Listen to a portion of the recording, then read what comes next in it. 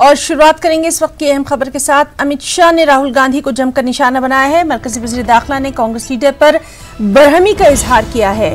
अमित शाह ने कहा कि चीन पर पार्लियामेंट में तफसीली मुबाहिस के लिए तैयार हैं। 1962 से आज तक दो हाथ हो जाएं। अमित शाह ने राहुल गांधी पर इल्जाम लगाया है। तंग नजरी की सियासत करने का अमित शाह ने राहुल पर इल्जाम लगाया है। इस वक्त की अहम खबर,